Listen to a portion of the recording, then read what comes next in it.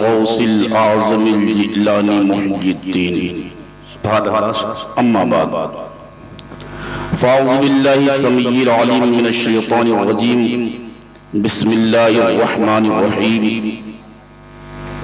लक़द काना लकुम फ़ी रसूलिल्लाहि उस्वतुन हसना सदक़ल्लाहुल मौलानाल अज़ीम सदक़ रसूलुहुन नबियुल अमीनुल मतीनुल करीम व नहनु अला ज़ालिका लमिनश शाहिदीन वश्शाकिरीन वल्हम्दुलिल्लाहि रब्बिल आलमीन। गौसे आज़म बमने बेसरो सामा मददे क़िबले दी मददे काबे ईमा मददे बगिरदाबे बला उफ्ताद कश्ती मदद दुनिया मुईनुद्दीन चिश्ती कादरियम नारे या गौसे आज़म में जन्म दम शेख अहमद रिज़ा खां कुतुब आलम में जन्म और या रसूल अल्लाह हजार बार बुशुयम दहिंद मुश्क गुलाब हुनूज नामे तो गुफ्तन कमाल बेअदबीस। आइए मोरा इंतहाई अक़ीदत व मोहब्बत के साथ अपने आका व मौला जनाब सय्यदुल मुरसलीन खातमुन नबिय्यीन ताहा व यासीन जनाब मोहम्मद रसूलुल्लाह सल्लल्लाहु तआला अलैहि वसल्लम की बारगाह पर अज़मत में नजराने दुरूद व सलाम पेश करें और झूम झूम कर दुरूद पाक पढ़ें। अल्लाहुम्मा सल्लि अला सय्यिदिना मौलाना मुहम्मदिन व अला आलि सय्यिदिना मौलाना मुहम्मदिन बारिक वसल्लिम सलातन व सलामन अलैका या रसूलल्लाह सलातन व सलामन अलैका या हबीबल्लाह। न बादा लिया है न कभी जाम लिया है, न बादा लिया है न कभी जाम लिया है, जब हद से बढ़ा गम तो तेरा नाम लिया है। सुभान अल्लाह। जब हद से बढ़ा गम तो तेरा नाम लिया है और मर के टूटा है कहीं सिलसिले कैदे हयात, मर के टूटा है कहीं सिलसिले कैदे हयात, फर्क इतना है कि जंजीर बदल जाती है और कब्र में लहराएंगे ताहसर चश्मे नूर के, कब्र में लहराएंगे ताहसर चश्मे नूर के, जलवा फरमा होगी जब तलअत रसूलुल्लाह की और मुजरिम को न शर्माओ अहबाब कफन ढक दो, मुजरिम को न शर्माओ अहबाब कफन ढक दो, मुंह देख के क्या होगा पर्दे में भलाई है।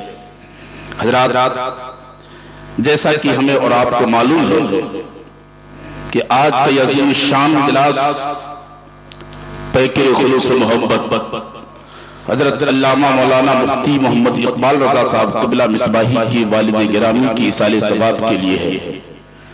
दुआ है कि अल्लाह तबारक व तआला मरहूम की मग़फ़िरत फरमाए और उन्हें ग़रीक़े रहमत फरमाए। वो वालिदैन बड़े खुशनसीब हैं जिन्होंने अपने बेटों को हाफिज़े कुरान बनाया और वो और बड़ा खुशनसीब है जिसने अपने बेटे को आलिमे दीन बनाया। अल्लाह की रहमत से मुझे उम्मीद है कि इंशाअल्लाह हमारे मुफ्ती साहब के वालिद गिरामी की अल्लाह ने मग़फ़िरत फरमा दी होगी, क्योंकि उन्होंने एक बेहतरीन आलिम बासलाहियत मुफ्ती और बाअमल आलिम दीन दुनिया में छोड़ के गए हैं।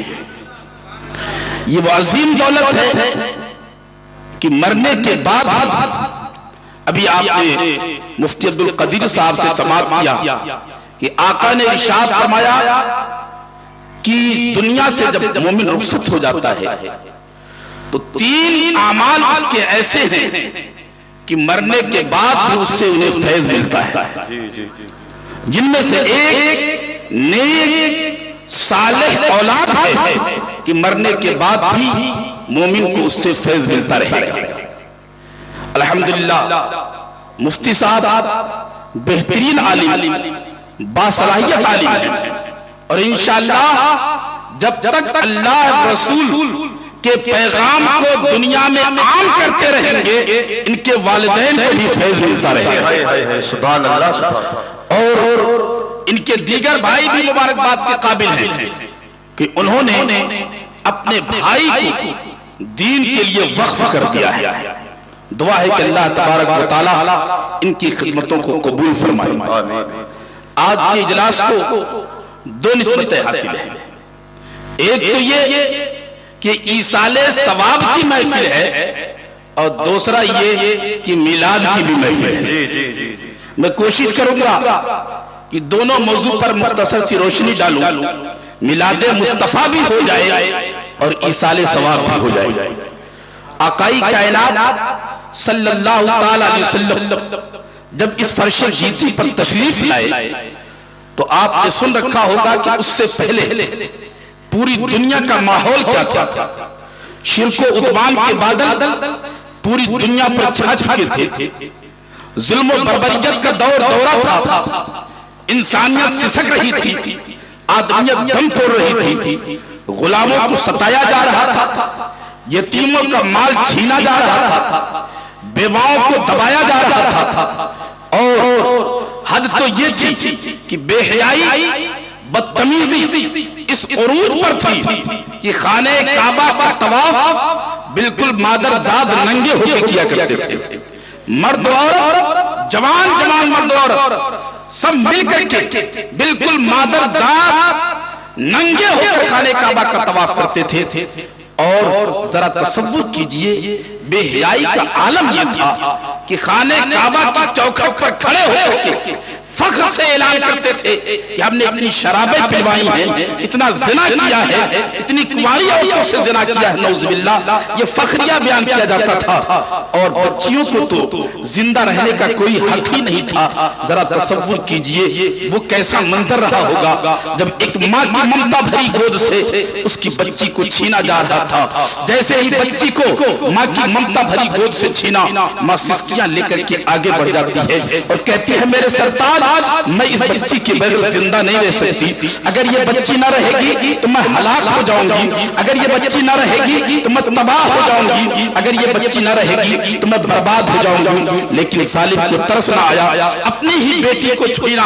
माँ बेकरार हो गई छीनने के लिए। जैसे ही आगे बढ़ी, जालिम शौहर ने अपने पांव से ठोकर लगाई, वो लुढ़कती हुई एक पत्थर से टकराई, उसका सर फट गया, खून का फव्वारा निकला, बेहोश हो गई। जालिम ने अपनी ही बेटी को एक कंधे पर बिठाया, दूसरे कंधे पर फायला लिया और शहर मक्का से निकलता चला गया। चलता रहा, एक सुनसान चटिया सा मैदान आया, एक सूखा हुआ खजूर का दरख्त था। इस जालिम ने अपनी ही बेटी को उस सूखे हुए दरख्त के नीचे बिठाया और दूर जाकर के अपने हाथों में फायला लेकर गड्ढा खोदना शुरू करता है। गड्ढा खोदता रहा, धूल उड़ करके उसके दामन को दागदार करती रही। अरब की तपती हुई रेत थी, अरब की सख्त गर्मी थी, पसीने में शराबार हो गया और पसीने में डूब करके उसका दामन दागदार हो गया। नन्ही सी बच्ची देखती रही कि मेरा बाप पसीने में शराबोर है, बर्दाश्त न कर सकी, नन्हे नन्हे कदमों से चलती हुई अपने बाप के करीब आई और अपनी तोतली जुबान से कहती है, अब्बू जान आप घर को तशरीफ ले चलें, मैं आपके दामन को साफ कर दूंगी, मैं आपके कपड़े को साफ कर दूंगी। उस बच्ची को मालूम न था ये जालिम जो गड्ढा खोद रहा है किसी और के लिए नहीं बल्कि उसी बच्ची के लिए तैयार किया जा रहा था। उस जालिम ने अपनी ही बच्ची के बालों को पकड़ा, पूरी ताकत से उठाया। जैसे ही बच्ची को अपने हाथों में जकड़ करके उठाया, बच्ची चीख पड़ी, आवाज देती है, अब्बा जान मुझे बचा लो, अब्बा जान मैं आपसे कोई फरियाद न करूंगी, आपसे कोई शिकवा न करूंगी, आपसे कोई डिमांड न करूंगी। लेकिन जालिम इतना सख्त दिल था, उसे कोई तरस न आया और उस गड्ढे के नीचे डाल दिया। बच्ची सिसकियां लेती रही। जालिम ने अपने ही हाथों से बच्ची के ऊपर मिट्टी डालना शुरू किया। एक मोटा सा पत्थर उठाया, पूरी ताकत से अपने ही लखते जिगर के सर पे मार दिया। बच्ची की चीख निकल गई, ज़ुबान हाल से पुकारने लगी, अब्बू जान जरा देखो तो सही, मेरी सूरत अम्मी की सूरत से कैसे मिलती जुलती है, मेरी रगों में भी तो आपका खून दौड़ रहा है, जालिम को तरस न आया, मिट्टी डालता रहा, एक दो किलो नहीं हजारों मन मिट्टी उसके सर पर डाल दी गई। बच्ची चीखती रही और हमेशा के लिए खामोश हो गई। अब मैं आपसे पूछना चाहता हूँ, इस्लाम के शहजादों, ऐसे हाली के गज्जूर मुसलमानों, अपने गरीबान में मुंह डाल करके सोचो, अपनी अदालत से मुझे जवाब दो। जब एक माँ की ममता भरी गोद से बच्चियों को छीना जा रहा था, क्या उस माँ ने किसी मुहसिन इंसानियत को न पुकारा होगा? यकीनन माओ की आहें बुलंद हो रही थी, माएं आंचल उठा उठा करके दुआ कर रही थी, परवरदिगार तेरा मुहसिन इंसानियत कब आएगा? बच्चियां दुआ कर रही थी, परवरदिगार हमें बचाने वाला कब आएगा? गरीब दुआ कर रहा था, परवरदिगार हमारा सहारा कब आएगा? यतीम चीख रहा था, परवरदिगार हमें बचाने वाला कब आएगा? दुनिया का जर्रा जर्रा कह रहा था, परवरदिगार तेरा रहमतुल लिल आलमीन कब आएगा? फख्र इंसानियत कब आएगा? मुहसिन इंसानियत कब आएगा? गरीबों की आहें बुलंद हुई, यतीमों की आहें बुलंद हुई, बेवाओं की सिसकियां बुलंद हुई। एक दिन ये सारी आहें बाबे इजाबत से टकरा गई, दरियाए रहमत को जोश आ गया। अल्लाह रब्बुल इज्जत ने अपना आखिरी नबी, आखिरी पैगंबर, आखिरी रसूल 12 रबीउल अव्वल के दिन सुबह शादी के वक्त मक्का के सरजमीन पर आमिना की गोद में डाल दिया, मुस्तफा तशरीफ ले आया। आकाई कायनात सल्लल्लाहु ताला अलैहि वसल्लम सुबह शादी के वक्त तशरीफ लाए। आपके दादा हजरत अब्दुल मुत्तलिब जो सरदार मक्का थे, खाने काबा का तवाफ फरमा रहे थे। तारीख में आता है हजरत अब्दुल मुत्तलिब तवाफ कर रहे थे, काबा की ज़ियारत कर रहे थे। अचानक अब्दुल मुत्तलिब ने देखा कि मेरा काबा मेरे घर की तरफ झुकता चला जा रहा है।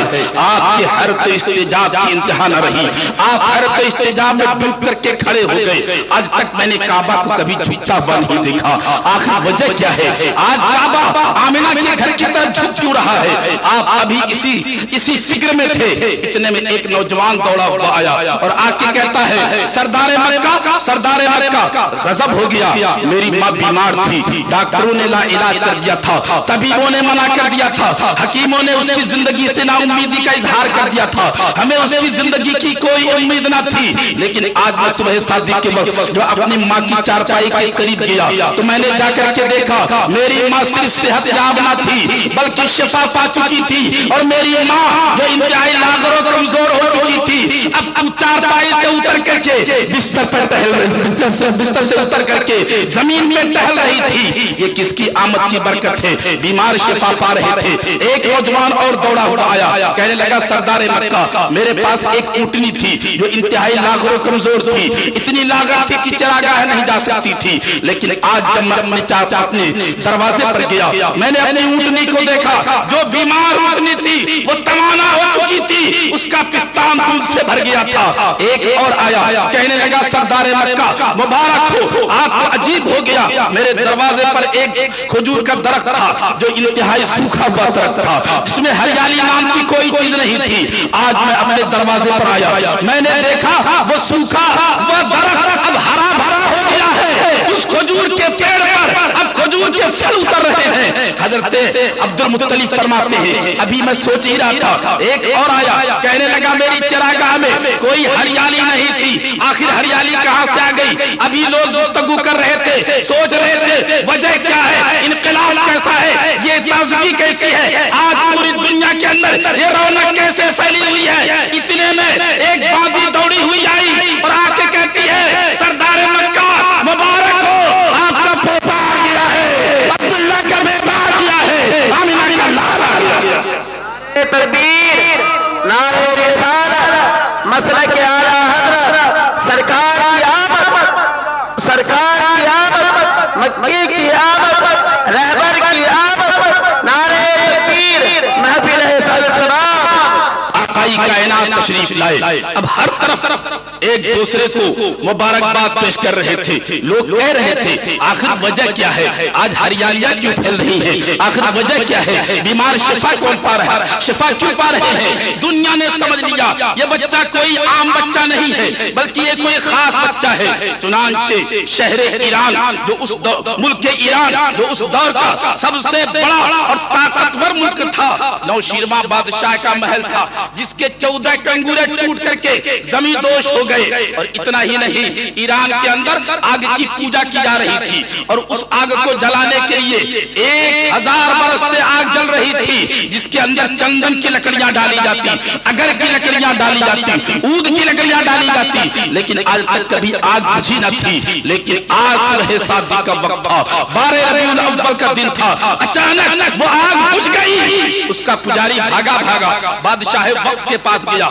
जाके कहने लगा बादशाह वक्त गजब हो गया, आज तक मेरा आतिशकदा कभी सर्द न पड़ा था, आज आखिर वजह क्या है? यह आतिशकदा ठंडा क्यों पड़ गया है? उसने अपने वक्त के सबसे बड़े तौरेत के आलिम को बुलाया, जिसका नाम अब्दुल मसीह था। ऐ अब्दुल मसीह बता, आखिर वजह क्या है? ये कंगूरे क्यों टूट गए? ये गुंबद क्यों टूट गया? ये आग क्यों बुझ गई? उसने कहा बादशाह सलामत, मुझे इसकी वजह मालूम नहीं, मैं इसका पता अपने उस्ताद से पूछ के बताऊंगा। चुनांचे अपने उस्ताद के पास गया। वो उस्ताद बहुत सारी किताबों का आलिम था, बड़ा माहिर था, बड़ा जबरदस्त आलिम था, मसीही कुतुब का बहुत जबरदस्त आलिम था। आखिरी वक्त में था, उसकी भवें तक सफेद हो गई थी। जैसे ही जाके उसके शागिर्द अब्दुल मसीह ने कहा, ऐ उस्ताद, आज गजब हो गया है, बादशाह के कंगूरे टूट गए हैं और आतिशकदा सर्द पड़ गया है, आखिर वजह क्या है? वो जैसे ही सुनता है उठ के बैठ गया, कहने लगा अब्दुल मसीह जाओ ऐलान कर दो, ये कोई आम बात नहीं बल्कि नबी आखिरी ज़माना तशरीफ ले आए हैं, आमिना के लाल आने वाले। नारे तकबीर, नारे रिसालत, मुफ्ती इश्तियाक साहब क़िबला, नारे तकबीर, नारे रिसालत। हुजूर तशरीफ लाए, बहुत सारी करामतों का ज़ुहूर हुआ। अगर मैं उसको बयान करूं तो बहुत टाइम लग जाएगा, क्योंकि मुझे अपने मौजू पर आना है। क्योंकि मिलाद मुस्तफ़ा का महीना है तो मिलाद का बयान भी जरूरी था, इसलिए मैंने पेश किया। तारीख में आता है कि जब आकाई कायनात दुनिया में तशरीफ ले आए तो आपकी वालिदा मुहतरमा हजरत आमिना खातून रज़ियल्लाहु ताला अन्हा ने शुरू में आपको दूध पिलाया। उसके बाद ये अजीम नेमत आपकी बादी हजरत सुवैबा की खिदमत में आई और 7 दिन तक हजरत सुवैबा ने दूध पिलाया। उसके बाद आपने सुना है कि ये अजीम नेमत हजरत हलीमा सादिया की किस्मत में आई। हजरत हलीमा सादिया फरमाती हैं कि जब मैं बच्चा लेने के लिए आमिना खातून के दरवाजे पर पहुंची तो आकाई कायनात सल्लल्लाहु ताला अलैहि वसल्लम को एक सफेद कपड़े में लपेट करके मुझे पेश किया गया। जैसे ही आकाई कायनात आगोश हलीमा में तशरीफ लाए, हजरत हलीमा फरमाती है कि खुदा की कसम, जैसे ही मैंने मोहम्मद को अपनी गोद में लिया तो मेरे जिस्म के अंदर एक तवानाई फैलने लगी, एक ताकत बढ़ने लगी। ऐसा लग रहा था कि मेरे जिस्म की कमजोरियां दूर होती चली जा रही हैं और मेरी तवानाई बढ़ती चली जा रही है, बेकरार हो गई। फरमाती बड़ी तेजी के साथ मैंने मुस्तफा के चेहरे को दुहा से कपड़ा हटाया। जैसे कपड़ा हटाया, मुस्तफा का चेहरे बद्दुहा सामने आया। हजरत हलीमा फरमाती है कि आपके चेहरे बद्दुहा से इस कदर नूर फूटा, इस कदर नूर फूटा, इस कदर नूर फूटा कि उसकी रोशनी से दुनिया रोशन हो गई। आज तक मैंने कभी इतना हसीन बच्चा देखा नहीं। सुभान अल्लाह। फरमाती है मैंने अपना हाथ मोहम्मद के सीने पर रखा, जैसे ही मोहम्मद के सीने पर रखा आका मुस्कुरा उठे। जिसकी तस्की से रोते हुए हंस पड़े, जिसकी तस्की से रोते हुए हंस पड़े, उस तबस्सुम की आदत पे लाखों सलाम। हजरत हलीमा फरमाती है कि खुदा की कसम इतना हसीन बच्चा मेरी नजरों ने आज तक कभी ना देखा था।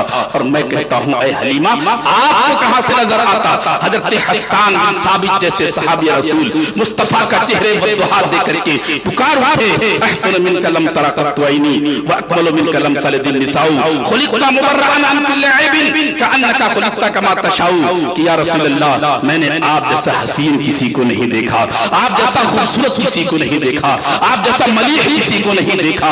और मैं कहता हूँ ऐ हस्सान आप कहाँ से देख लेते? आपने तो सिर्फ मक्का शहर देखा होगा, मदीना देखा होगा, दुनिया के 2-4 शहर देखे होंगे, 2-4 महल देखे होंगे, 2-4 मुल्क देखे होंगे, लेकिन आओ पूछो हजरत जिब्रील से जिन्होंने पूरी दुनिया को देखा था।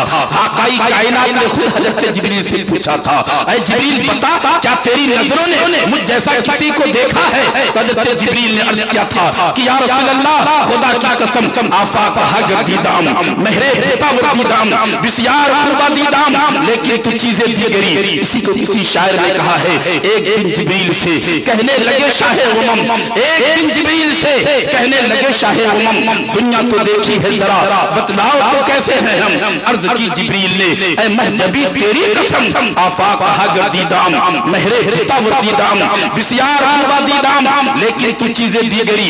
या रसूल अल्लाह, खुदा की कसम मैंने तबकाते जमीन को उलट पलट करके देखा, बड़े बड़े हसीनों के हुस्न को देखा, बड़े बड़े जमीनों के जमाल को देखा, बड़े बड़े खूबसूरतों को देखा, बड़े बड़े सलातीन को देखा, उमरा को देखा, दुनिया के गोशे गोशे को देखा, लेकिन या रसूल अल्लाह खुदा की कसम आपकी तरह मैंने आज तक किसी को नहीं देखा। जब भी तो आला हज़रत इमाम इश्क़ मोहब्बत ताजदार अहले सुन्नत पुकार उठे, यही बोले सिदरा वाले चमने जहां के थाले, यही बोले सिदरा वाले चमने जहां के थाले, सभी हमने छान डाले, तेरे पाए का न पाया, तुझे एक ने एक बनाया, तुझे हमद है खुदाया। और कहीं पुकार उठे, सरवर कहूं कि मालिको मौला कहूं तुझे, सरवर कहूं कि मालिको मौला कहूं तुझे, बागे खलील का गुले ज़ेबा कहूं तुझे, कह जाएगी सब उनकी सनाखा की खामोशी, चुप हो रहा है कह के मैं क्या क्या कहूं तुझे, लेकिन रज़ा ने खत्म सुखन इसमें कर दिया, खालिक का बंदा खल्क का आका कहूं तुझे। नारे रिसालत मसरक आला हज़रत सरकार की आमद, मक्के की आमद, महफिल सबाब, नारे तकबीर, नारे रिसालत। हसीन पैगंबर दुनिया में तशरीफ लाए, आकाई कायनात का चेहरे वो दुहा दे करके हजरत हलीमा सादिया फरमाती है, मैं अपने आप को रोक न सकी और मैंने अपने लबों को मुस्तफा के रुखसार पे रख दिया, बोसा लेना शुरू कर दिया। कभी पेशानी को चूमती है, कभी आंखों को चूमती है, कभी रुखसार को चूमती है, कभी लबों को चूमती है, कलेजे से लगा लेती है। आकाई कायनात सल्लल्लाहु अलैहि वसल्लम आगोश मुस्तफा आगोश हलीमा में क्या है, ऐसा लग रहा था हलीमा को कायनात की सारी दौलत दे दी गई है। हज़रत हलीमा की खुशियों की इंतहा न थी, फरमाती है अब मेरी बेकरारी बढ़ गई, मैं एक गोशी में जाकर के बैठ गई, बैठने के बाद अब मैंने मुस्तफा जाने रहमत सल्लल्लाहु अलैहि वसल्लम को अपना दूध पेश करना चाहा ताकि आप नोश फरमा लें। आकाई कायनात सल्लल्लाहु अलैहि वसल्लम को दूध पिलाना शुरू करती हैं, दाई तरफ से दूध पिलाया, आकाई कायनात पीते रहे, लेकिन औरतों की फितरत होती है जब तक बच्चे को दोनों तरफ से दूध न पिला ले उन्हें सुकून नहीं मिलता। हज़रत हलीमा ने अपनी करवट बदल दी, मुस्तफा जाने रहमत की और बाएं तरफ का दूध पेश किया, लेकिन आकाई कायनात ने चेहरे पर दुहा फेर लिया। आपने दूसरी मर्तबा दाएं तरफ दूध पिलाया, दाएं तरफ से दूध पीना शुरू किया, बाएं तरफ का दूध पेश करते आप मना फरमा देते। 3 मर्तबा यही सिलसिला चलता रहा, बहुत कोशिश कर ली बाएं तरफ का दूध पेश कर दूं हुजूर पी ले, लेकिन मुस्तफा ने पिया नहीं, सिर्फ दाएं तरफ का दूध पिया। हज़रत हलीमा फरमाती है मैं समझ गई ये बच्चा कोई आम बच्चा नहीं, ये दोनों तरफ का दूध नहीं पी सकता, इसलिए कि एक तरफ का हक इसका है और एक तरफ इसके रज़ाई भाई अब्दुल्लाह का हक है। आका ने एक तरफ का दूध नोश करके कयामत तक के मुसलमानों को बता दिया कि दुनिया वालों मोहम्मद दुनिया में भाइयों का हक दिलाने आया है, हक मारने नहीं आया। सबसे पहला पैगाम जो आकाई कायनात सल्लल्लाहु अलैहि वसल्लम ने पैदा होने के बाद दुनिया के लिए नमूना पेश किया वो भाई के हुकूक की बात थी। आला हज़रत इमाम इश्क़ मोहब्बत ताजदार अहले सुन्नत ने इसी वाक़े की तरफ इशारा किया है कि भाइयों के लिए तर्क पिस्ता करें, भाइयों के लिए तर्क पिस्ता करें, बचपने की अदालत पे हुजूर ने पैदा होते 2 काम किए। अब मैं यहीं से शुरू होऊंगा अपने मिजाज के मुताबिक, मेरा अक्सर मिजाज है मैं इस्लाही पहलू पर रुकता हूं। आकाई कायनात जब पैदा हुए तो हजरत आमिना फरमाती हैं कि हुजूर ने अपना हाथ जमीन पर रख दिया और एक हाथ दायां हाथ उठाया, शहादत की उंगली बुलंद की, आसमान की तरफ उठाया और उठाने के बाद अल्लाह की हम्द बयान करने के बाद अब आपकी जुबान अतहर पर जो सबसे पहला जुमला आया वो ये था, या रब्बे हबली उम्मती, या रब्बे हबली उम्मती। जब भी तो किसी शायर ने कहा था रब्बे हबली उम्मती कहते हुए पैदा हुए, रब्बे हबली उम्मती कहते हुए पैदा हुए। हक ने फरमाया कि बख्शा अस्सलातु वस्सलाम ऐ शहंशाहे मदीना, अस्सलातु वस्सलाम ज़ीनते अर्शे मुअल्ला, अस्सलातु वस्सलाम ज़ीनते अर्शे मुअल्ला, अस्सलातु वस्सलाम। और हम सुन्नियों का आलम क्या है? जमील ने फरमाया था मैं वो सुन्नी हूँ जमीले कादरी मरने के बाद, मैं वो सुन्नी हूँ जमीले कादरी मरने के बाद मेरा लाशा भी कहेगा अस्सलातु वस्सलाम। सब बोला मेरा लाशा भी कहेगा अस्सलातु वस्सलाम।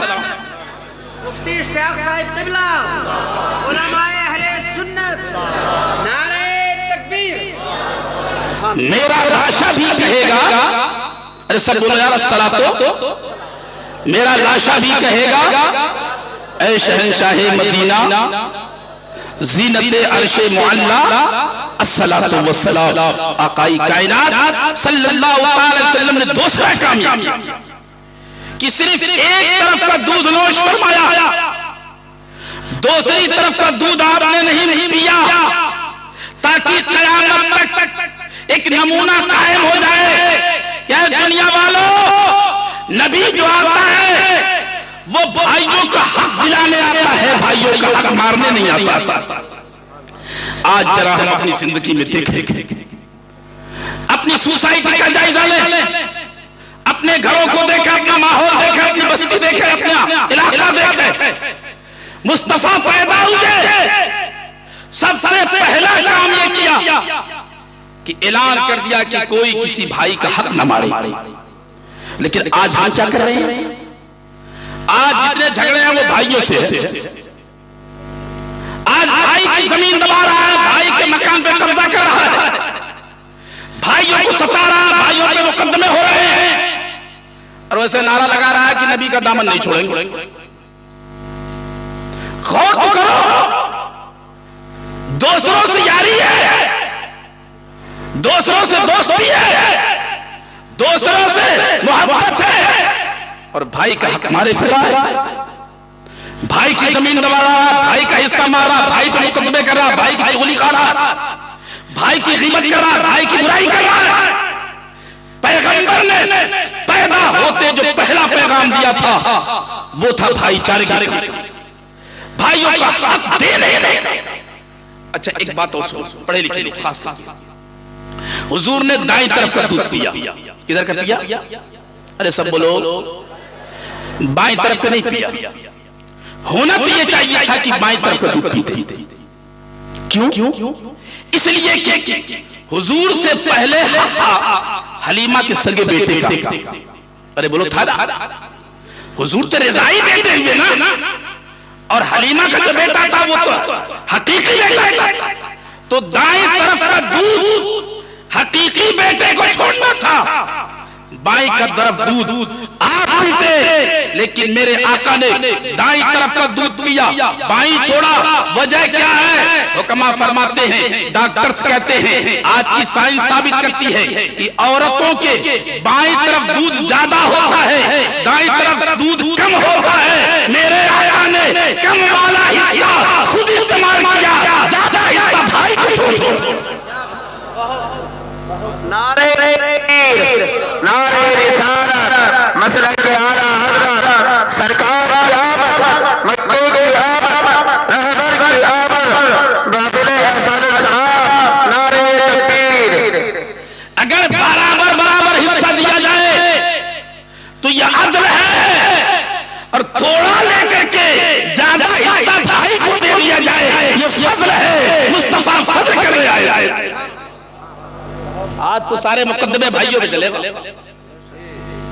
और सुनो, आकाई कायनात ने इरशाद फरमाया, सलासतुन ला यजिदूना रिहल जन्नह, 3 लोग ऐसे हैं जिन्हें जन्नत की खुशबू भी नहीं मिलेगी, जन्नत की खुशबू भी नहीं पाएंगे। क़ीला मन हुम या रसूल अल्लाह सल्लल्लाहु तआला अलैहि वसल्लम, पूछा गया कि या रसूल अल्लाह कौन लोग होंगे जिन्हें जन्नत की खुशबू भी नहीं मिलेगी? काल, तो आका ने फरमाया कातिउर रहम, रिश्तेदारियां काटने वाले, रिश्तेदारियां तोड़ने वाले, रिश्तों में दरार पैदा करने वाले, भाई भाई में लड़ने वाले, आज यही दूर हो रहा है। और जन्नत, आकाई कायनात ने इरशाद फरमाया कि जन्नत की खुशबू का आलम यह है कि एक रिवायत के मुताबिक 1000 बरस की मसाफत से जन्नत की खुशबू महसूस की जाएगी, और एक रिवायत के मुताबिक 500 बरस की मसाफत से जन्नत की खुशबू महसूस की जाएगी। आका फरमाते हैं जो रिश्तेदारियां काटते हैं उन्हें जन्नत की खुशबू भी नहीं मिलेगी। आज हम अपने करीबान में मुद्दा करके देखें, अपने आप को देखें, आज भाई भाई का दुश्मन बना हुआ है। अब एक हदीस सुनाऊं, आका इरशाद फरमाते हैं जब 2 मुसलमान बिछड़े हुए गले मिलते हैं, हाथ मिलाते हैं, आका इरशाद फरमाते हैं उनके हाथ जुदा नहीं होते, उससे पहले परवरदिगार दोनों की मग़फ़िरत फरमा देता है, दोनों की मग़फ़िरत फरमा देता है।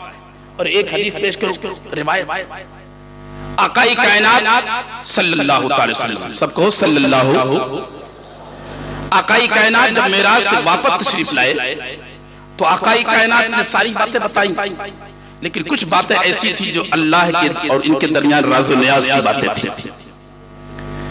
एक दिन दरियाए रहमत को जोश आया, उम्मुल मोमिनीन हज़रत आयशा सिद्दीक़ा रज़ियल्लाहु ताला अन्हा से कहने लगे, ऐ आयशा आज जो चाहे मांग ले। कह दो यार सुभान अल्लाह। सलमा से या आयशा, ऐ आयशा जो चाहो मांगो। हजरत आयशा सिद्दीक़ा रज़ियल्लाहु ताला अन्हा खामोश हो गई। हजरत आयशा आज की औरतों की तरह नहीं थी, बहुत बड़ी आलिमा, बहुत बड़ी मुहद्दिका, बहुत बड़ी मुफ्तिया। हम जैसे क्या, हम जैसे लाखों हजारों करोड़ों मुफ्ती क्या उनके कदमों की धूल के बराबर भी। तारीख आता है कि जब बड़े बड़े सहाबा किसी मसले में उलझते थे तो अम्मा आयशा के पास पहुंचते एक लम्हे में मसले को हल कर दिया जाता था। इतनी बड़ी मुहद्दिका, लेकिन जब आका ने फरमाया जो चाहो मांगो तो हज़रत आयशा सिद्दीक़ा रज़ियल्लाहु ताला अन्हा खामोश हो गई। क्या मांगो? अच्छा हम लोग अगर होते तो क्या मांगते कि नौकरी लग जाए, प्रधानी मिल जाए, विधायकी मिल जाए, मकान बन जाए, लौटा बीमार है सही हो जाए, किसी कारोबार से नहीं। अम्मा आयशा को अपनी फिक्र नहीं थी बल्कि आका की उम्मत की फिक्र थी। फरमाया रसूलुल्लाह मेरे माँ बाप आप पर कुर्बान हो, अगर आप इजाजत देते तो मैं अपने अब्बा हुजूर से मशवरा करना चाहता हूं। फरमाया जाओ मशवरा कर लो। आकाई कायनात सिद्दीक़ अकबर रज़ियल्लाहु ताला आकाई कायनात की बारगाह से उठकर के अम्मा आयशा सिद्दीक़ अकबर की बारगाह में पहुंची और जाके कहने लगी कि अब्बा हुजूर आज आका ने फरमाया है कि जो चाहो पूछो, जो चाहो मांगो, आज मैं दे दूंगा। हजरत सिद्दीक़ अकबर मुस्कुराए, इरशाद फरमाते हैं बेटी मैं सवाल तो बता देता हूं लेकिन शर्त यह है कि जो जवाब मिले मुझे भी आगे बता देना। आपने फरमाया जी जरूर बताऊं। आपने फरमाया जाओ मेरे आका से पूछो कि या रसूल अल्लाह मेराज की शब में अल्लाह ने आपसे जो राज और नियाज की बातें बताई थी उन राज और नियाज में से एक राज की बात हमें भी बता दे, उम्मत को भी बता दे। अम्मा आयशा तशरीफ लाई, आके अर्ज किया या रसूल अल्लाह आप अल्लाह के राज आए सरबस्ता जो आप अल्लाह ने राज की बातें बताई थी उनमें से एक राज की बात हमें बता दे।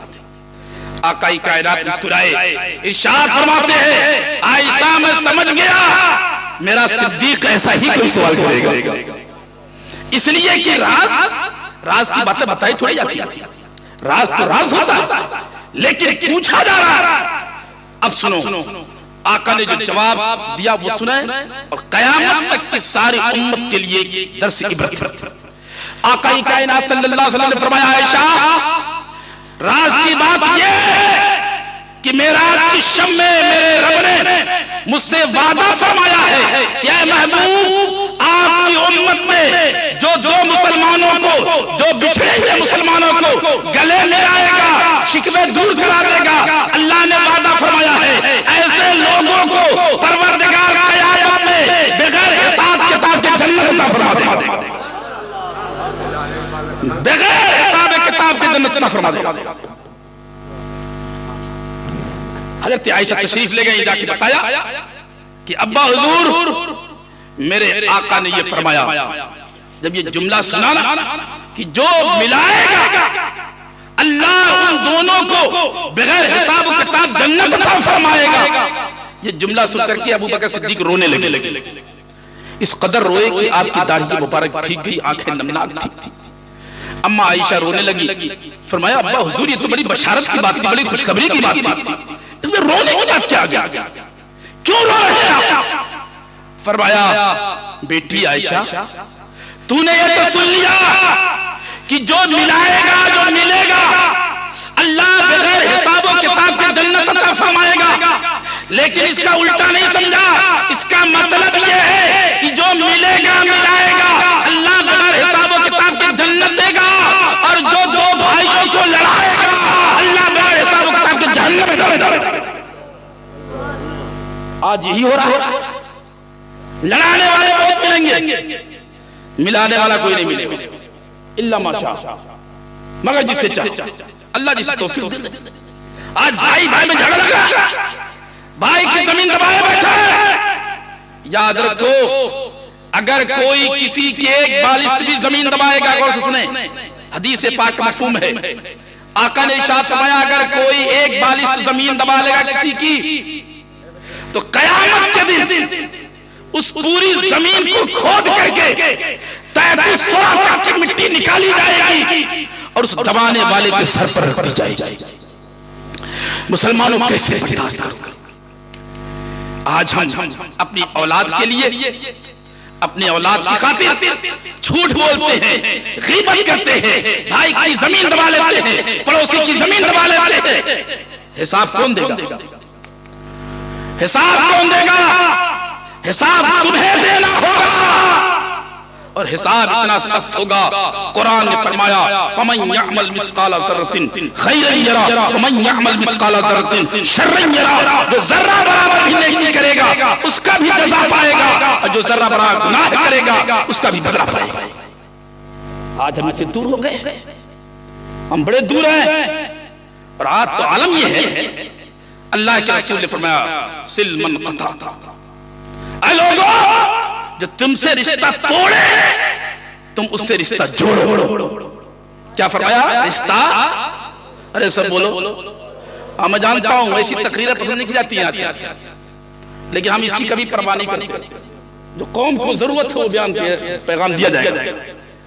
सुने अल्लाह के रसूल ने फरमाया जो रिश्ते काटते हैं तुम उनसे रिश्ते जोड़े। लेकिन आज हमारा आलम क्या है? आज अगर भाई भाई में झगड़ा हो गया, अरे इधर सुनो, भाई भाई में झगड़ा हो गया ना, तो अब अपना भैया ही कहता अपनी औलाद को बुला के, अपनी औलाद से कहता देख ताऊ से तेरा कोई मतलब नहीं है, ताऊ के घर नहीं जाना है, ताऊ से चचाओं से तेरा कोई रिश्ता नहीं। बोला ऐसा हो रहा नहीं हो रहा? बहनों बहनों में झगड़ा हुआ तो अपने औलाद को वसीयत कर रही है देख खाला से बात नहीं करेंगे तो, अगर तूने खाला से बात कर ली तो मैं तेरा दूध नहीं मांगूंगा। अजीब हालत। कुरान चाहे कि मिलकर के रहे, मुस्तफा चाहे मिलकर रहे, और तुम कह रहे हो कि मिलने नहीं दूंगी। और अब तो हालत ये हो गई है कि अगर किसी बात में झगड़ा हो जाए, पहली बात तो यह कि दीनी झगड़े तो होते नहीं, कोई रिश्ता करना चाह रही थी नहीं हुआ, बस सुलह सीधा झगड़ा इतने बड़े इतने झगड़े बढ़ गए कि अब वो कह रही है कि कुछ भी हो जाए उससे नहीं रखना चाहिए, कोई ताल्लुक नहीं है तेरा, कोई मतलब नहीं है तेरा, याद रखो, गौर करो, कयामत के दिन तुम्हें जवाब देना होगा। अब मैं आपसे पूछना चाहता हूं, एक तरफ दुनियादार कहे रिश्ते काटो और एक तरफ आमिना का लाल कहे रिश्ते जोड़ो, तो किसकी मानोगे? अरे बोलो यार, किसकी मानोगे? मुस्तफा की मानेंगे। किसकी मानेंगे? मुस्तफा की मानेंगे।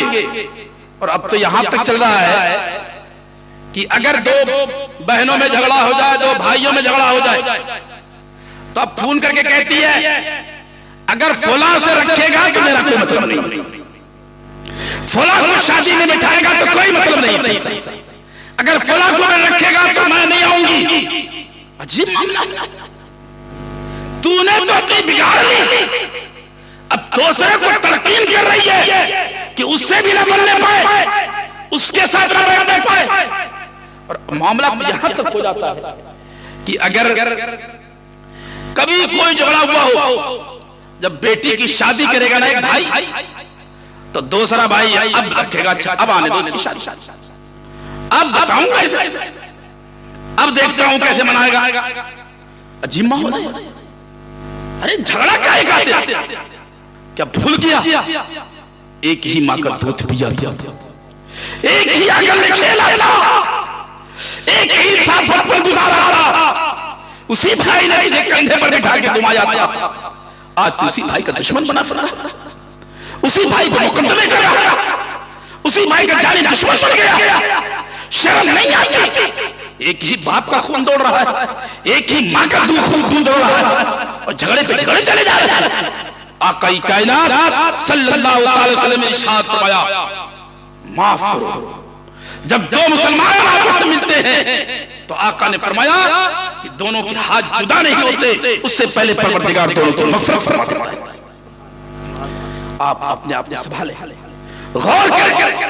अच्छा, जब शादी का मौका आता ना, अब पंचायत आती, मीटिंगें होती हैं, रिश्तेदारों को बुलाया जाता है, लेकिन वो तो घोड़े की तरह भागा फिरेगा, बैठेगा ही नहीं, मुझे बैठना ही नहीं है, सुनने के लिए तैयार नहीं, अल्लाह रसूल के वास्ते दिया जा रहा है, कोई परवाह नहीं, शर्म नहीं आती?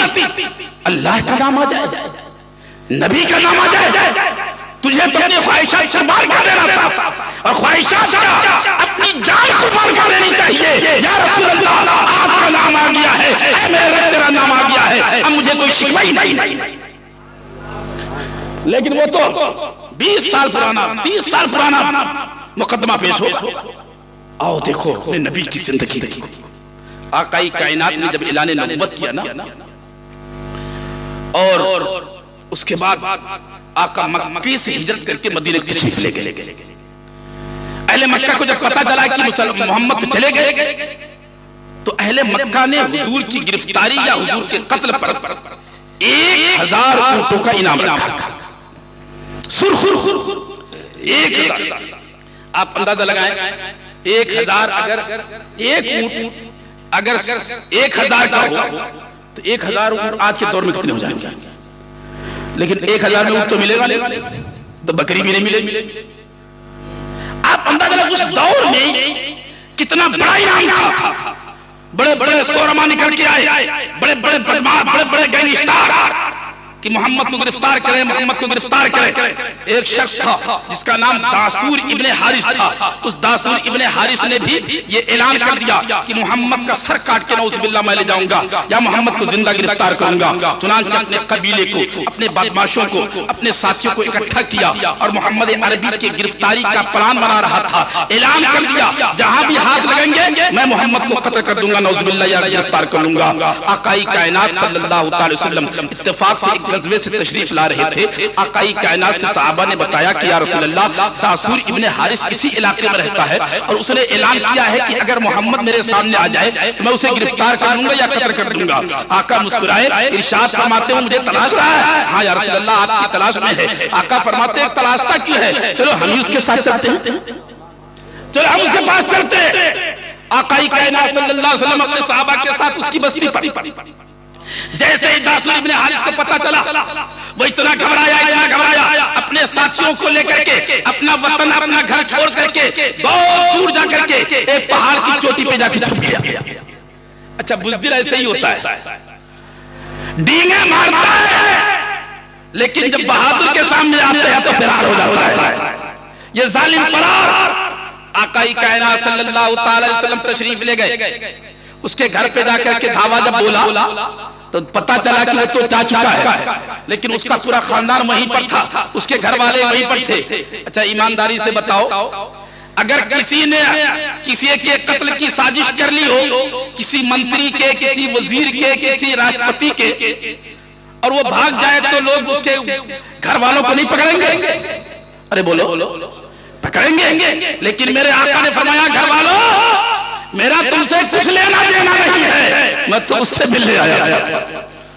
आकाई कायनात वहां से अपने लश्कर को लेकर के वापस हुए, चलते रहे, लेकिन खुदा की कुदरत देखे, जिस पहाड़ की चोटी पर दासूर इब्ने हारिस बैठा था, इत्तेफाक यह है कि आका जब उस पहाड़ के करीब गए, शाम का वक्त हो गया, ऐलान होता है, ऐ सहाबा, अपने घोड़े बांध दो, कजावे उतार दो, इसलिए कि आज की रात यहीं पर क़याम होगा, यहीं बैठे रहेंगे। अब दुश्मन पहाड़ की चोटी पर, सहाबा पहाड़ के दामन में, दुश्मन इंतजार कर रहा है। आकाई कायनात ने ऐलान किया, लोगों के घोड़े बांध दिए गए, ज़ीने उतार दी गई, तलवारों को रख दिया गया, खाने से फारिग हुए, नमाज इशा से फारिग हुए, लोग अपने औराद और वज़ाइफ में मसरूफ हो गए। उसके बाद जब फारिग हुए, सहाबा सो गए, आकाई कायनात सल्लल्लाहु अलैहि वसल्लम ज़िक्र इलाही में मसरूफ रहे काफी देर तक। उसके बाद आका ने थोड़ी दूर जाकर के, और जो सहाबा लेटे हुए थे, थोड़ा हट करके एक खजूर के दरख्त के नीचे आप पहुंचे और आपने अपनी तलवार उस दरख्त पर लटका दी, और आकाई कायनात उस खाली जमीन पर ऐसे ही जमीन पर लेट गए। अल्लाह अकबर। आज हमारे पास थोड़ी सी दौलत आ जाए ना, गद्दा पतला हो तो नींद नहीं आएगी, चारपाई पे गद्दा ना हो तो नींद ना आए, बिस्तर पे सलवट सिलवटें आ जाए तो नींद ना आए, लेकिन शहंशाह कौनैन का आलम यह है कि खाली जमीन पर लेटे हुए, पथरीली जमीन है, मुस्तफा आराम फरमा रहे। मुसलमानों जरा सोचो, ये कौन पैगंबर, कौन रसूल है जिनकी शान ये कि हजरत अल्लामा इब्ने हजर अस्क़लानी जैसे उम्दतुल मुहक्किकीन फरमाते हैं कि ऐ लोगों, अगर तराजू के दो पल्ले हो, एक पल्ले में सारी कायनात को, सारे इंसानों को, अर्श को, कुर्सी को, लौ को, कलम को, जन्नत को, सारे इंसानों को, यहां तक कि सारे नबियों को, सारे फरिश्तों को, सारे रसूलों को, सबको एक तरफ रख दो और दूसरे पल्ले में आमिना के लाल को रख दो, अहमद मुख्तार को रख दो, नबियों के सरदार को रख दो। हज़रत अल्लामा इब्ने हजर फरमाते हैं, खुदा की कसम, मुस्तफा का पल्ला भारी। जब आला इमाम मोहम्मद ताजदार अहले सुन्नत पुकार उठे, सबसे आला व औला हमारा नबी, सबसे आला व औला हमारा नबी, अपने मौला का प्यारा हमारा नबी, अपने मौला का प्यारा, सारे ऊंचों में ऊंचा समझिए जिसे, सारे ऊंचों में ऊंचा समझिए जिसे, है उस ऊंचे से ऊंचा हमारा नबी, है उस ऊंचे से ऊंचा, सारे अच्छों में अच्छा समझिए जिसे, है उस अच्छे से अच्छा, और जिसके तलवों का धोमन है आबे हयात, जिसके तलवों का धोमन है आबे हयात, है वो जाने मसीहा, और जिसकी दो बूंद है कौसरो सलसली। खुदा की कसम, आला हज़रत का शेर, एक मिसरे के अंदर वो जान डाल दिया है कि ऐसा लगता है कि ऐसा कोई शेर कह ना पाएगा, जिसकी तलवों का धोमन है आबे हयात। तकाबुल देखिए, कहां तलवों का धोमन, कहां आबे हयात, जिसके तलवों का धोमन है आबे हयात, है वो जाने मसीहा। और फरमाते खल्क से औलिया, औलिया से रसूल, तरतीब दे, खल्क से औलिया, औलिया से रसूल, और रसूलों से आला हमारा नबी, और रसूलों से आला हमारा नबी, जिसकी दो बूंद हैं कौसरो सलसली, दो बूंद, बूंद और कौसर सलसबील दोनों का तकाबुल देखें, जिसकी दो बूंद हैं कौसर सलसबील है वो रहमत का दरिया हमारा नबी। अच्छा खुदा की कसम तकाबुल अगर आप अशार समझते हो ना तो इतना मजा आता है आला हज़रत के कलाम को सुनने के बाद कि ऐसा लगता है कि पढ़ता चला जाए। दो बूंद कौसर सलसबील और फिर दरिया, तकाबुल देखें, जिसकी दो बूंद है कौसर सलसबील है वो रहमत का दरिया हमारा नबी हज़रत वो आकाई कायनात रूही फिदा जनाब मोहम्मद रसूल। खुदा की कसम अगर आसार सुनाए आला हज़रत, अच्छा सुनेंगे आप, घबरा तो नहीं रहे? आला हज़रत के अशआर जोड़ते ना, अगर पढ़ा लिखा वो भी आम पढ़ा लिखा नहीं कि उर्दू पढ़ लिया और आला हज़रत पे एतराज़ करना शुरू कर दिया, अजीब, पता नहीं है कि आला कहते भी किसे और एतराज़ शुरू कर दिया। आला हज़रत का आलम तो ये था कि जहां पर सब की सोचें ठहर जाती थी वहां से अहमद रजा की सोच की इब्तिदा वहां पर। जरा एक शेर सुनाओ, फरमाते आला यादे गेसू जिक्रे हक है आह कर, यादे गेसू जिक्रे हक है आह कर, दिल में पैदा लाम हो ही जाएगा, दिल में पैदा लाम हो ही जाएगा। समझ नहीं आया क्या कहना चाहते हैं, लेकिन अब मैं थोड़ा समझाने की कोशिश करता हूं जो लोग उर्दू पढ़े हुए वो तवज्जो करें। आला हज़रत फरमाते यादे गेसू जिक्रे हक है, यानी नबी के गेसुओं को याद करोगे तो ये अल्लाह की याद बन जाएगा। कैसे? आकाई कायनात लंबे लंबे जुल्फ रखते थे, बड़े बड़े बाल, बीच में मांग निकालते थे, और जब आप बाल काटते थे तो इधर मुझे देखते, इधर के बाल इधर कानों से मुड़ करके इधर को आ जाते थे, और इधर के बाल ये मुड़ करके कानों के पास इधर को आ जाते थे। इधर से मुड़े सीधा आया फिर मुड़ गया, एक लाम, इधर से आया इधर का मुड़ गया, दो लाम। तो गेसू में कितने लाम आ गए? अरे सब बोलो, दो लाम आ गए। अब फरमाते हैं कि ऐ लोगों, अगर तुम मुस्तफा के गेसुओं को याद करोगे तो सीने से दिल से एक आह निकलेगी। क्या निकलेगी? आह में दो हर्फ, अलिफ और हा, अलिफ और। अब फरमाते हैं आके अलिफ को लो, मुस्तफा के दो लाम लो, आखिर में हा मिला दो तो अल्लाह बन जाएगा। अब फरमाते हैं यादे गेसू जिक्रे हक है आह कर, दिल में पैदा लाम हो ही जाएगा। फरमाते यादे गेसू जिक्रे हक है आह कर, दिल में पैदा लाम हो ही जाएगा। और आला हज़रत के अशार ऐसे अगर मैं समझाना चाहूं तो नहीं समझा पाऊंगा, क्योंकि वो फनून आपने इस्तेमाल किए हैं कि जिसको आज हम आपके सामने बयान भी करना चाहे तो आप समझ नहीं पाएंगे। हाँ, यादे गेसू जिक्रे हक है आह कर, दिल में पैदा लाम हो ही जाएगा। तो हालात हजरात, तो मैं बहरहाल मैं अर्ज ये कर रहा था, कहां से छूटा था याद है या सब भूल गए? दासूर इब्ने हारिस, यही से छूटा था। दासूर इब्ने हारिस आकाई कायनात जमीन पर लेटे हुए, थोड़ी देर के बाद ऐसा लगा दुनिया ने महसूस किया कि मुस्तफा सो गए। दासूर इब्ने हारिस अपने साथियों को बुलाता, अरे जल्दी से देखो मोहम्मद अलग हो गए, तन्हा सो रहे हैं, यही बैठो, नौज़ बिल्लाह भी मैं इसका सर काट के लाता हूं। उस जालिम ने अपनी तलवार को संभाला, अपने पांव से जूतियां निकाल दी ताकि कोई खड़खड़ाहट न पैदा हो, सुकून के साथ आया, आकाई कायनात सल्लल्लाहु अलैहि वसल्लम के करीब पहुंच गया। जैसे ही आका के करीब पहुंचा, आकाई कायनात बज़ाहिर सो रहे थे, उसे मालूम न था कि नबी की शान ये है कि नबी की आंखें सोती हैं लेकिन दिल बेदार रहा है। सिराने आया, तेजी के साथ तलवार खींचा, करीब था हुजूर पर वार करता, आकाई कायनात उठ करके बैठ गए। दासूर इब्ने हारिस के हाथ में तलवार, जमीन पर आका बैठे हुए, अब हाथ में तलवार लेके कहता मोहम्मद अब बता तुझे कौन बचाएगा।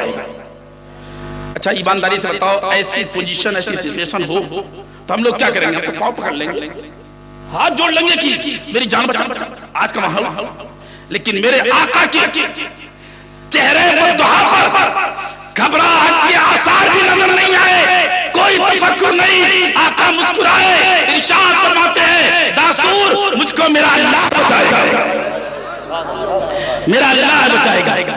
जैसे अल्लाह का नाम लिया, मुस्तफा के पुरजलाल चेहरे से, वो मुजलाल मुंह से जब लफ्ज अल्लाह निकला, जब अल्लाह का लफ्ज निकला और उसके कानों से लफ्ज अल्लाह टकराया, तो उस पर ऐसी हैबत तारी हुई कि उसका जिस्म कांपने लगा, पांव लड़खड़ाने लगे, इतना कांपा कि उसके हाथ से तलवार छूट गई, जमीन पर गिर पड़ी। जैसे ही तलवार जमीन पर आई, आकाई कायनात ने उस तलवार पर कब्जा कर लिया। अब जरा देखो खुदा की कुदरत, पहले तलवार दुश्मन के हाथों में थी, अब तलवार महबूब के हाथ में आ गई।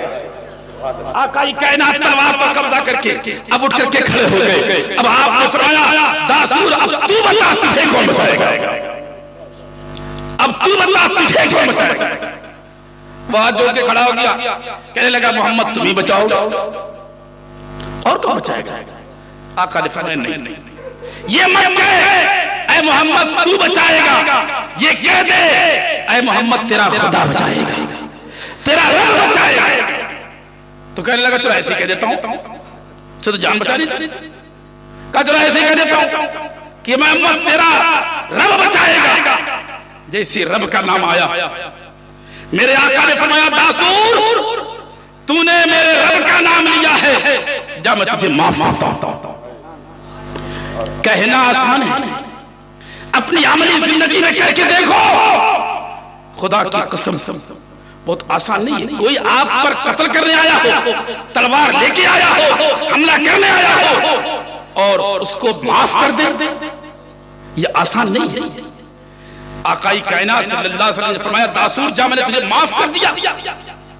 तुझे अपने कानों पर इतबार नहीं हो रहा था कि ऐसा भी हो सकता है, ऐसा कैसे हो सकता है कि किसी को मैं कत्ल करने आया हूं और मुझे माफ कर दे। कहने लगा मोहम्मद अभी कुछ आपने कहा है। आका ने फरमाया, जा मैंने तुझे माफ कर दिया। कहा एक मतबा और को तो बड़ा लुत्फ आ रहा है। कहा जा माफ कर दिया। आका ही कहना जा चला, मेरे साथी सो रहे हैं, अगर ये उठेंगे तो पकड़ा जाएगा, निकल जा। अब जाहिर बात है वो चला, लेकिन दिल में वही खटका था कि ऐसा तो हो नहीं सकता। 2 कदम चलता था, मुड़ के देखता था पीछे से आ तो नहीं रहे हैं, फिर चलता, फिर देखता, फिर जाता कि कहीं पीछे से हमला तो नहीं होगा। फिर दिल में ख्याल आया, अच्छा मैं जब दूर चला जाऊंगा तो तीर मारेंगे। अभी 10 कदम गया होगा कि अचानक आका की बड़ी मुतरन्निम आवाज गूंजी, दासूर वापस आ, इधर इधर। जैसे दूसरे सुना कि मुझे दोबारा बुलाया जा रहा, वो कहने लगा, मोहम्मद मैंने तो सुना था कि आप वादे के बड़े पक्के हो, आप वादा खिलाफी तो कभी करते नहीं। तो आका ने फरमाया, मैंने वादा खिलाफी क्या कर दिया। कहा अभी तो माफ किया था, बुला क्यों रहे हो, खतरा तो था, डर तो लग रहा था। कहा बुलाई क्यों रहे हो। मेरे आका ने फरमाया जुबान हाल से, फरमाया दासूर मैं मोहम्मद हूं, पैगंबर हूं। मेरी शान तो यह है कि खुदा की कसम जमीन फट सकती है, आसमान टूट सकता है, सूरज पश्चिम से निकल सकता है, पूरब में डूब सकता है, लेकिन मोहम्मद अपनी बातों से कभी फिर नहीं सकता। काफी बुलाई क्यों। अब आका ने जो जुमला कहा वो सुने। आका ने इरशाद फरमाया, दासूर जब मैंने तुझे माफ कर दिया तो ये अपनी तलवार भी वापस ले जा, तलवार तेरी मेरे पास रखी है, वापस ले जा। हजरात कहना आसान है, लेकिन करके देखो। तलवार तो छोड़ो, आप पर कोई लाठी लेके आया हो, डंडा लेके आया हो और उसका डंडा आप छीन चुके हो तो उससे पूछोगे, अरे बोलो यार या काम कर दूंगा उसको, लाठी को डंडा दोबारा कोई वापस देता है? नहीं, यह मुस्तफा की शान थी। फरमाया जब मैंने तुझे माफ कर दिया है तो अपनी तलवार वापस ले जा।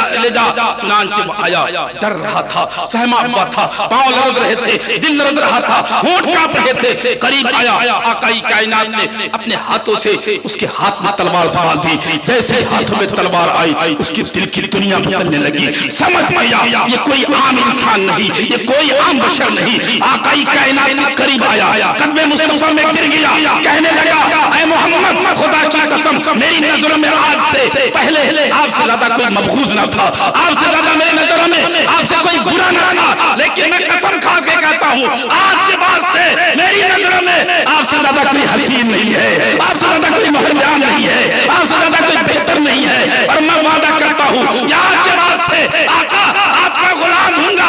हाथ बढ़ाइए, कलमा पढ़ाइए, मुझे भी अपना गुलाम बनाइए। आका ने फरमाया पर कलमे तैयबा ला इलाहा इल्लल्लाह मुहम्मदुर रसूलुल्लाह। सुभान अल्लाह। नारी तकबीर, नारी रिसालत, उलमाए अहले सुन्नत, हजरत अल्लामा मौलाना मुफ्ती इश्तियाक अहमद साहिब किबला, नारी तकबीर, नारी रिसालत। सुभान अल्लाह। कभी वक्त मिलेगा सीरत तो मैं सुनाऊंगा। मैंने जो ये पेश किया इसलिए कि आका तो अपने कातिलों को माफ कर दे। तुम्हारा नबी, तुम्हारा रसूल, तुम्हारी शफाअत करने वाला, तुम्हें जहन्नम से बचाने वाला, जिसके सदक़े में तुम्हें ज़िंदगी मिले, जिसके सदक़े में तुम्हें दौलत मिले, जिसके सदक़े में तुम्हें माल मिले, बल्कि जिसके सदक़े में दुनिया आबाद हो, जो बाइस से तखलीक़ आलम हो, उसकी शान तो यह है कि अपने कातिल को भी माफ कर दे। और हमारा मुसलमान भाई भाई को नहीं माफ करने नहीं देते यार। भाई हाथ जोड़े, भैया माफ कर दे ना, मुझे माफ करना ही नहीं। 20 साल की रजिश शर्म नहीं आती। अल्लाह का वास्ता दिया गया, रसूल का वास्ता दिया गया, होना तो ये चाहिए था जैसे अल्लाह रसूल का नाम आता आप खड़े हो जाते। मेरे भाई, मेरी दुश्मनी क्या है? हजारों तुमने गालियां दी होंगी, हजारों मुखालफतें की होंगी, हजारों नुकसान तुमने पहुंचाया होगा, हजारों दिन आजारी की होगी, हजारों मुझे तकलीफें पहुंचा होगी, मुझे इसकी कोई परवाह नहीं। वास्ता तूने मेरे नबी का दिया है ना, मेरे रसूल का दिया है ना, मेरे पैगंबर का दिया है ना, मेरे रब का दिया है ना, रब्बुल आलमीन का दिया है। जा, मैं अल्लाह रसूल के नाम तुझे माफ करता हूं। खुदा की कसम, अगर तुमने अपने भाई को अल्लाह रसूल के वास्ते माफ कर दिया तो कयामत के दिन अल्लाह रसूल तुम्हें कभी तन्हा न छोड़ेंगे, तुम्हारे गुनाहों को ना देखेंगे, तुम्हारी खताओं को ना देखेंगे। इंशाअल्लाह तैयार है तो जोश आएगा और हमारे गुनाहों को माफ फरमा करके अल्लाह हमारी जन्नत में फरमाएगा। फरमाया 3 लोग होंगे जिन्हें जन्नत की खुशबू भी नहीं मिलेगी। नंबर 1 कातिल रहम, रिश्ते काटने वाले, रिश्तों में दरार पैदा करने वाले, रिश्तों को तोड़ने वाले वो बदनसीब होंगे जिन्हें जन्नत की खुशबू भी नहीं मिलेगी। दूसरा, आका ने फरमाया माँ बाप की नाफरमानी करने वाला, माँ बाप की नाफरमानी करने वाला, माँ बाप को सताने वाला, माँ बाप को तकलीफ पहुंचाने वाला, माँ बाप को ईजा पहुंचाने वाला। और मैं तो मुबारकबाद पेश करूंगा मुफ्ती साहब को और उनके भाइयों को कि 3 साल हो गए लेकिन अभी बाप को भूल नहीं पाए। ये मोहब्बत का तकाजा है। लेकिन आज तुम्हारा आलम यह है कि अम्मा अब्बा अगर बुढ़े हो गए ना तो दरवाजे पर चारपाई भी बड़ी लगती है। अरे बोलो, ये अक्सर होता जा रहा है। आज तो अगर माँ ने कोई बात कह दी तो नौजवान बेटा डांटता, बुढ़िया चुप रह, तेरी समझ नहीं आएगा मैं क्या कह रहा हूं, तू बीच में मत बोलेगा, तेरा क्या मतलब है, ये बात हमारी है, तू नहीं समझ पाएगी। अच्छी माँ, तू माँ से कह रहा है बुढ़िया तू नहीं समझ पाएगी। अरे वो माँ तो वो माँ है कि जब तू छोटा था जुबान तो थी लेकिन बोल नहीं सकता था, हाथ तो थे लेकिन पकड़ नहीं सकता था, पांव थे लेकिन चल नहीं पाता था। ऐसे वक्त में भी जब तू बोलता नहीं था तेरी जुबान मां समझ रही थी, तेरे दर्द को समझ रही थी, तेरी तकलीफ समझ रही थी, तेरा गम समझ रही थी। तू भूखा है कि प्यासा है, तुझे तकलीफ क्या है, मां समझ रही थी। जब बोल नहीं पाता था तब मां समझ रही थी। और आज तू बोल ले रहा है तो कहता है मां तू समझ नहीं पाएगी, शर्म नहीं आती, जुबान कट नहीं गई, मां को डांटता। याद रखो अगर माँ बाप नाराज है, माँ बाप चारपाई पे पड़े हैं, फालिज ज़दा है, दवा की जरूरत है तो पहले उनका इलाज करो। और माँ बाप की दवाई बंद, चादर लेके बरेली जा रहा, कलिया जा रहा है, लंगर लुटाने जा रहा है। जब तक माँ बाप को राजी न कर लोगे, कलिया तो क्या बगदाद चले जाओ, मदीना चले राजी ना होंगे, कभी भी मिलने वाला नहीं है। अजीब मामला है। इस्लाम की सजा तो ये माँ बाप है, ये माँ बाप है यार, इनकी जिंदगी देखो। मुफ्ती साहब अभी एक आध हफ्ता हुआ, एक साहब ने शिकायत की मुझसे, कह रहे मुफ्ती साहब जरा इनको समझा दो, ये मेरा बेटा मुझे कुछ समझता ही नहीं। जब उनके समझाने की कोशिश की तो उस लड़के ने जो जुमला कहा, कलेजा फट गया। कहने लगा कि मेरे पास 5 बच्चे हैं, मैं बच्चों को पालूं। अस्तगफिरुल्लाह, सोचा इन बच्चों को पालूं अपने, इन बुड्ढों के चक्कर में रहूं। अजीब माहौल।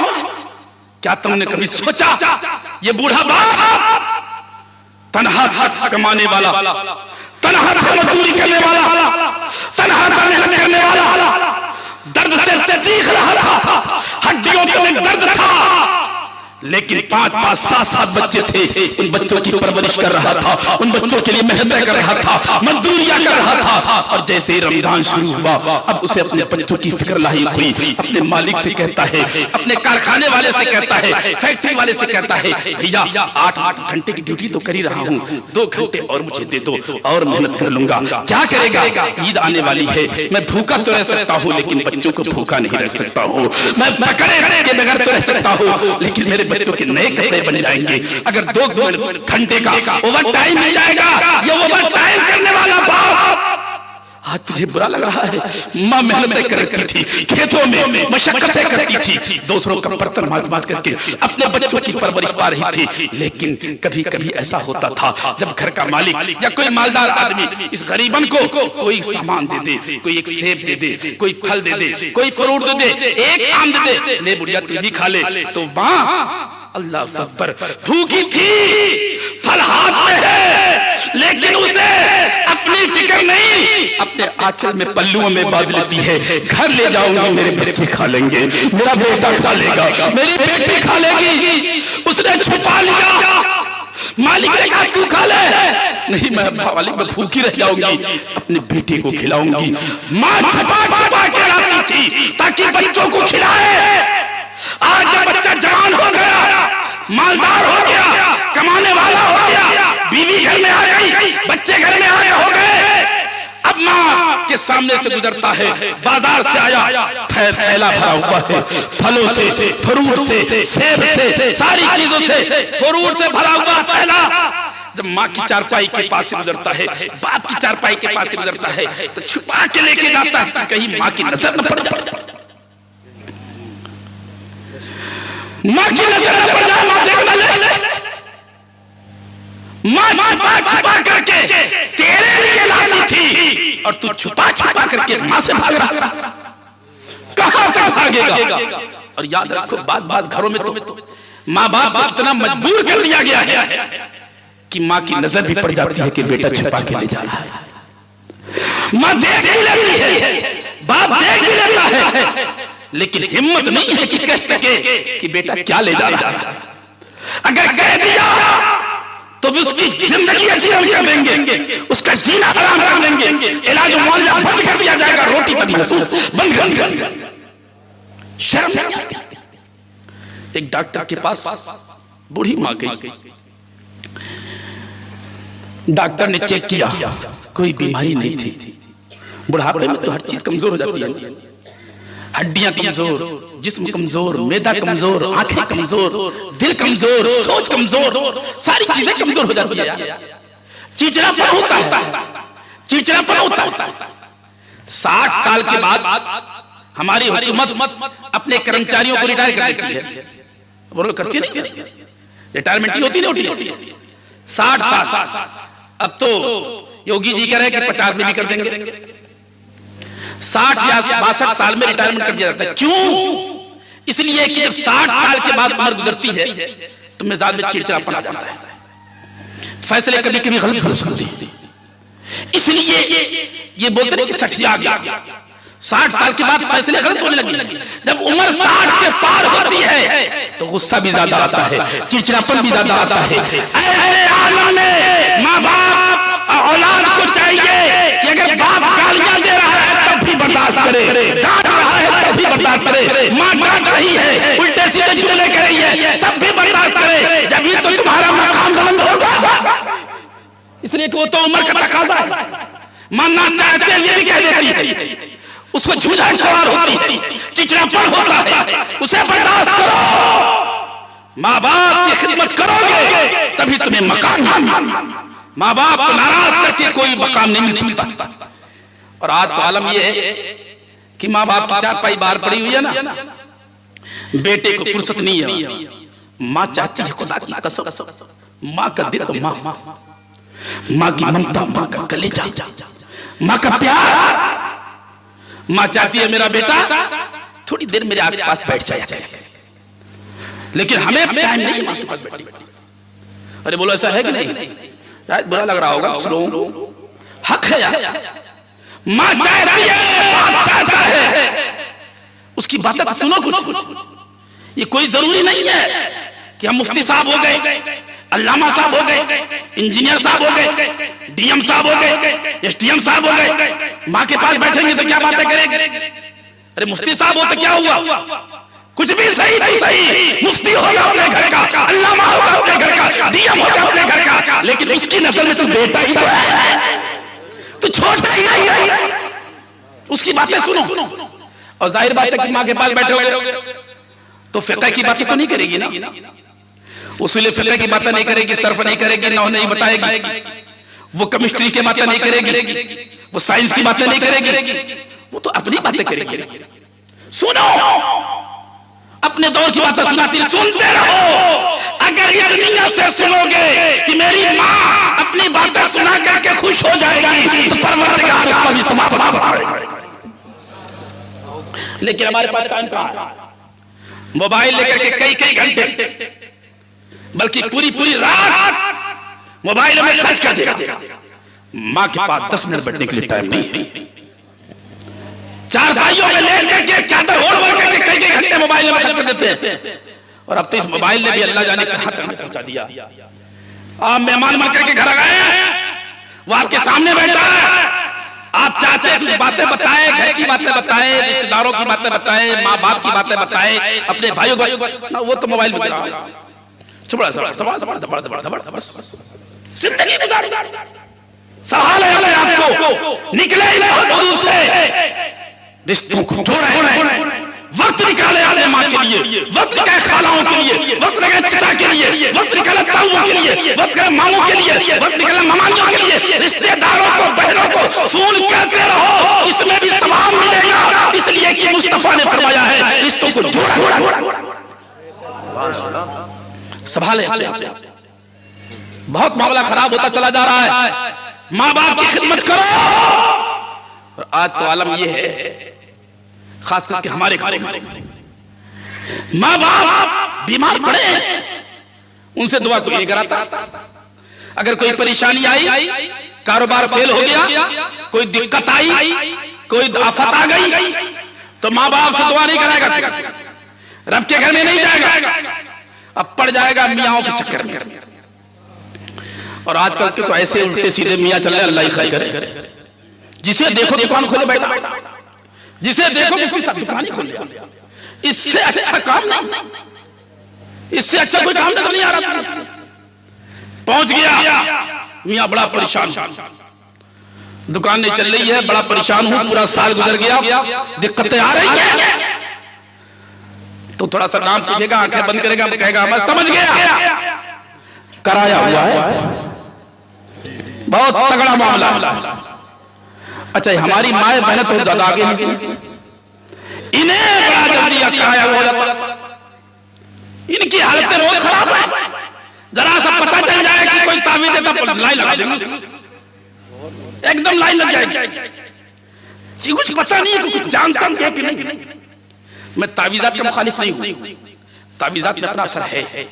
हुजूर मुफ्ती आज़म भी तावीज़ करते, लेकिन ये तो देखो जिससे तुम तावीज़ ले रहे हो वो है कैसा?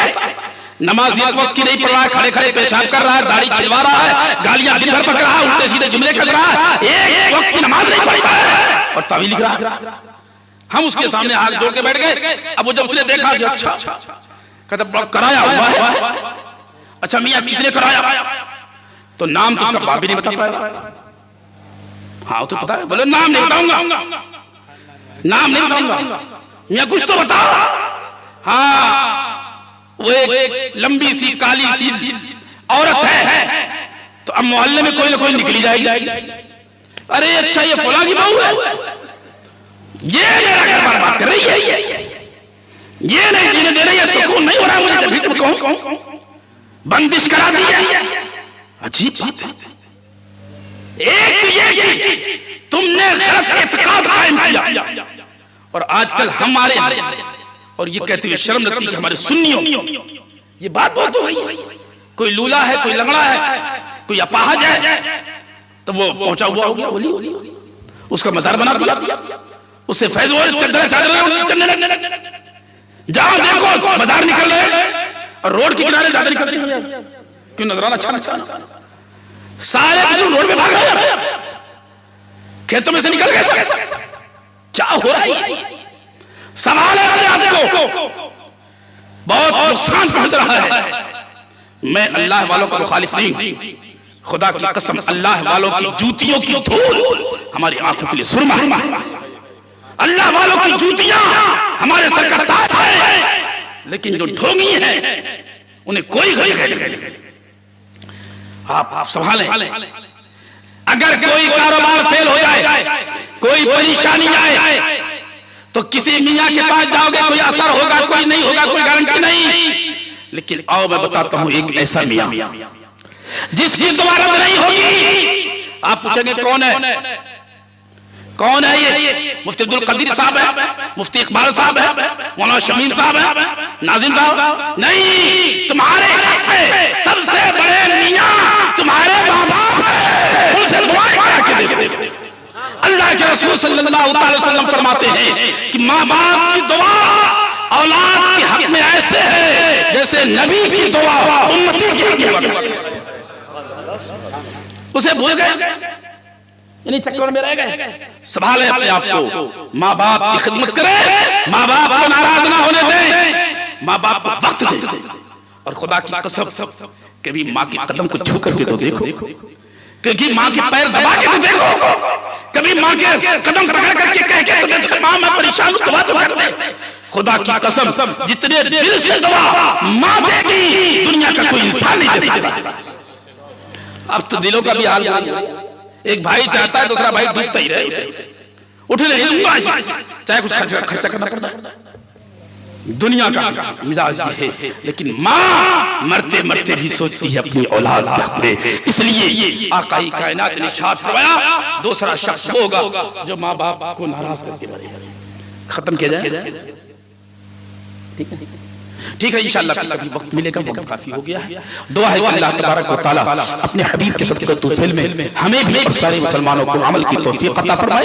परवरदिगार हमसे बोलने में अमदन सहबल लफ्ज़न मानन, अगर कोई गलती हो गई हो तो माफ फरमा। अस्तगफिरुल्लाह रब्बी मिन कुल्लि ज़ंबी व अतूबु इलैहि व मा अलैना अल बलाग। अस्सलामु अलैकुम व रहमतुल्लाह।